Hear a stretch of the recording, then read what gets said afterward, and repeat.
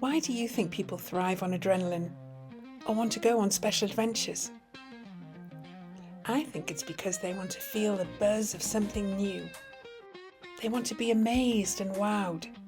They want to feel that eureka moment when they see something that they haven't seen before, or experience an adventure that they haven't done before. So can one little experience change the way you think? Can embarking on a special adventure really change your life compass? Well, I think it can. And here are some examples of exactly why. So first up, we have an aerobatic flight.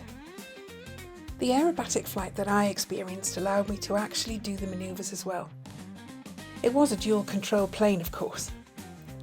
I began the experience knowing nothing, and within minutes was steering the aircraft as we taxied down the runway.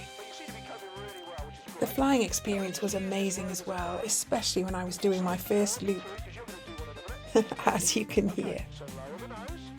The best bit? Your instructor has a wealth of knowledge and can judge perfectly how much of the adventure you can handle. The activity is completely tailor-made to your needs. Experienced or budding pilots and people who want to overcome fear of flying will all get the most from their flying time. You really feel that you've pushed yourself to the limit. And what did I learn from my aerobatic flight? Well, you learn so much from your time in the air. Self-belief, trust in others, overcoming fear, gaining confidence. And these things don't just leave you when you go home. You learn how those strengths feel, and there is no reason why you can't continue to use them in your everyday life. Next is a Husky Safari. I've experienced several Husky Safaris over the years, and they were all brilliant. But one place in Norway blew me away. It wasn't just the Husky Safari, but the location and the inspiration from the owner. If you do one thing today, watch the footage that I've left a link in the description to, and it really conveys the magic of the place. When you meet the dogs for the first time, they are a noisy bunch.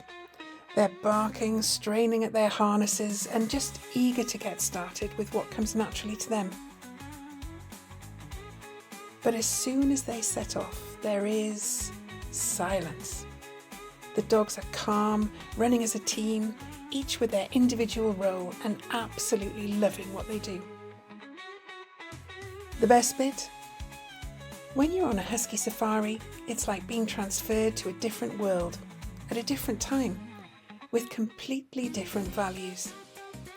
You can literally feel the worries you have in your own life fading away as you need to focus on a different set of problems in the wild. Are the dogs okay? Are you warm enough? Are you on the right track? Will you make camp by nightfall? And you know what? You deal with them all. And I would defy anyone who would not be sad to say goodbye to their own team of dogs as their adventure comes to an end. What did I learn from my Husky Safari?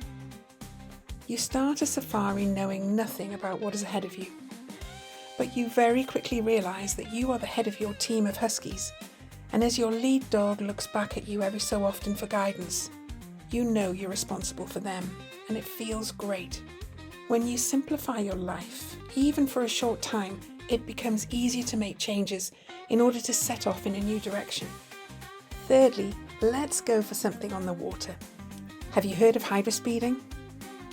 Well, you do have to be comfortable with the water for this activity, but if you are, then it is really up there with some of the best adrenaline-filled adventures.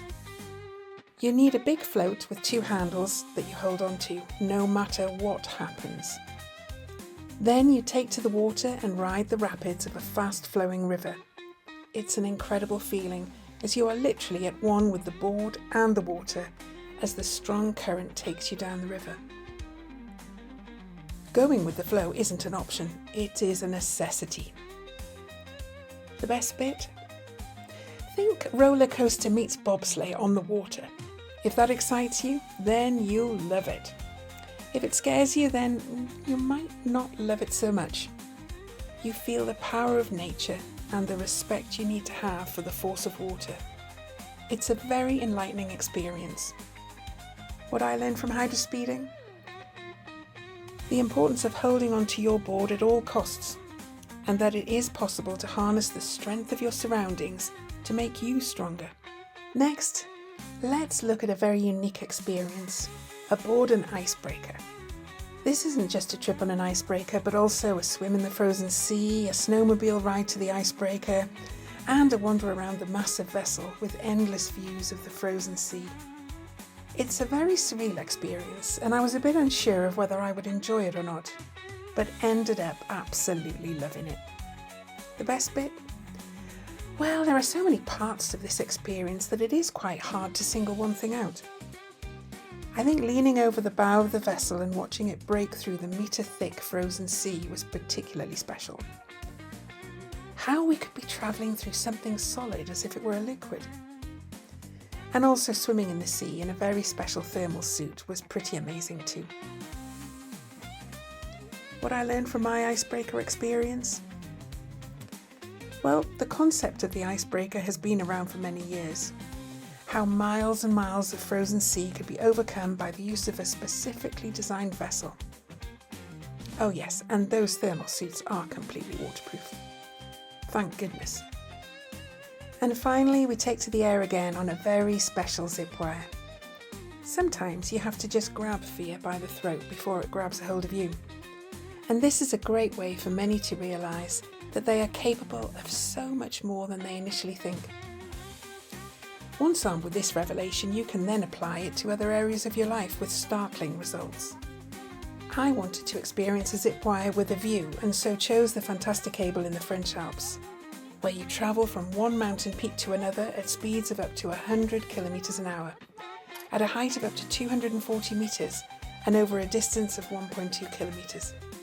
It is absolutely fantastic, very aptly named. The best bit?